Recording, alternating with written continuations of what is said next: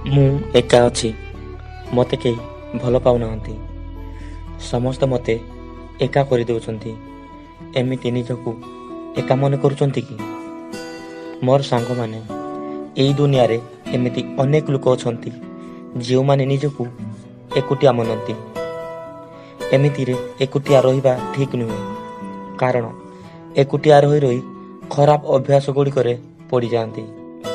ମୋର ସାଙ୍ଗମାନେ, ଏକୁଟିଆ ରହିବାରେ କିଛି ଅସୁବିଧା ନାହିଁ, କିନ୍ତୁ ଆପଣ ଯେତେବେଳେ ଏକା ରହୁଛନ୍ତି ନା, ସେହି ସମୟରେ ଆପଣ ସେହି କାମ କରନ୍ତୁ ଯେଉଁଥିରେ ଆପଣଙ୍କର ଲାଭ ହେବ। ଏକା ରହିବା ଦ୍ୱାରା ଆମେ ବହୁତ କିଛି ଚିନ୍ତା କରିଥାଉ, ସେଥିମଧ୍ୟରୁ କିଛି ଖରାପ ଆଉ କିଛି ଭଲ। ସବୁବେଳେ ଭଲ ବିଷୟ ଭାବନ୍ତୁ। ମୋର ସାଙ୍ଗମାନେ, ଆପଣ ଜାଣିଛନ୍ତି ବଡ଼ ବଡ଼ ଲେଖକମାନେ ଏକୁଟିଆ ରହିବା ଦ୍ୱାରା ହିଁ କାହାଣୀ ଲେଖିପାରନ୍ତି। ସଙ୍ଗୀତକାରମାନେ ଏକା ରହିବା ଦ୍ୱାରା ହିଁ ନୂଆ ନୂଆ ଗୀତ ଲେଖିପାରନ୍ତି। ମୋର ସାଙ୍ଗମାନେ, ଏକୁଟିଆ ଚାଲିବା ଶିଖ। ଏକୁଟିଆ ରହିବା ଦ୍ୱାରା ଆମର ବହୁତ କିଛି ଫାଇଦା ଅଛି। ଏକୁଟିଆ ରହି ଆପଣ ତାହା କରିପାରିବେ ଯାହା ଆପଣ କେବେ ଚିନ୍ତା କରିନଥିବେ।